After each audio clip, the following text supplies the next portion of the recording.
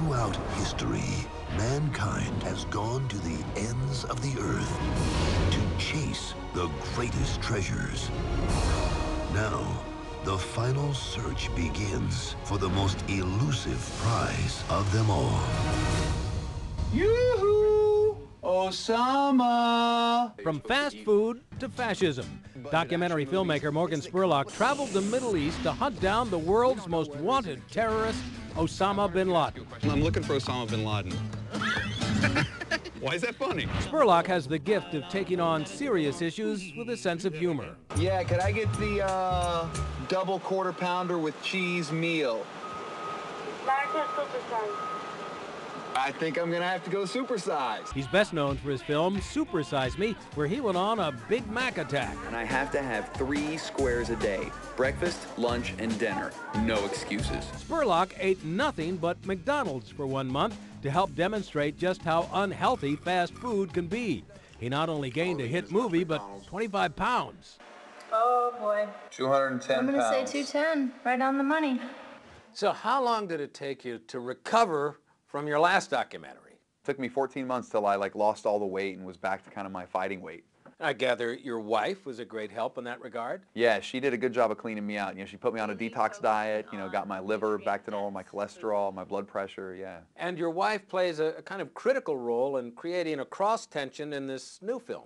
Yeah, right when we were getting ready to start shooting, you know, we were about 2 months into pre-production on the movie, Where in the World's Osama Bin Laden, when we found out she's pregnant. And yeah, there was a big, you know, are we really going to do this? Am I really going to make this movie moment? It's impossible.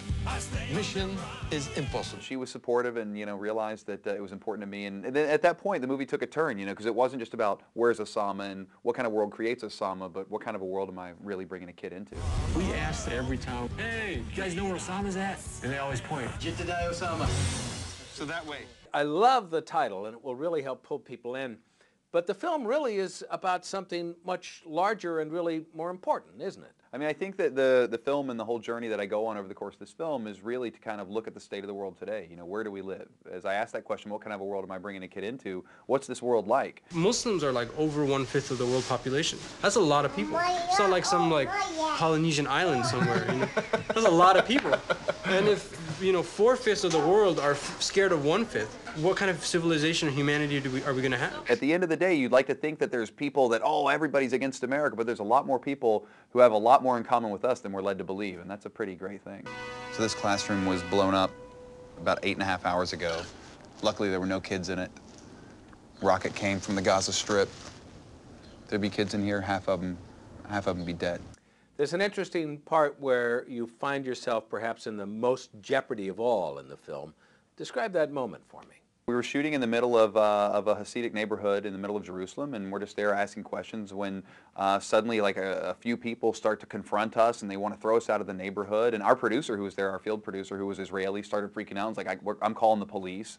And I mean, it got really tense. But for me, the beautiful part of that scene, what I really love is when the guy makes it a point to come up to me and say, listen, what you see here, the majority of us, you know, don't think like them. I got a tip on where to find his uncle, Mahfouz Assam. You wouldn't turn him in for the $25 million? The very notion I thought was powerful, that there are people that would rather just starve than take reward money to turn in Taliban guys. Yeah. Well, I think the whole notion of the money to begin with is so out of people's minds. I mean, people have no concept of, you know, $1 million or $25 million. I mean, it's beyond them. This is hardcore Taliban country. There's 21 guys here with guns. There comes a time in the movie when you basically have to say, I will go this far and no further. Had you made that decision before you actually got there? What you also don't see, what you didn't hear about, was the week before we got there was a madrasa that was blown up in the tribal areas, where they said about 75, 80 people, 75, 80 people were killed in there that they said were al-Qaeda militants. And they were blaming the U.S. Armed Forces for this. And then Pakistan said, no, no, we did it. So there was huge anti-American, anti-Western sentiment within that area. And even our Pakistani journalist who was with us said, you can't go in there. He goes, I'm not even going. You know, Pakistani journalists aren't going. So if you go, it'd be really bad news. So there were a lot of things playing at that moment, you know, the biggest of which was my wife was weeks away from having a baby. So I think I made the right choice. When whoever's escorting us says, let's go, it means go now. Go now! So what's the title of your next big project? How to make a wife happy. You are a smart man. That's right, yeah.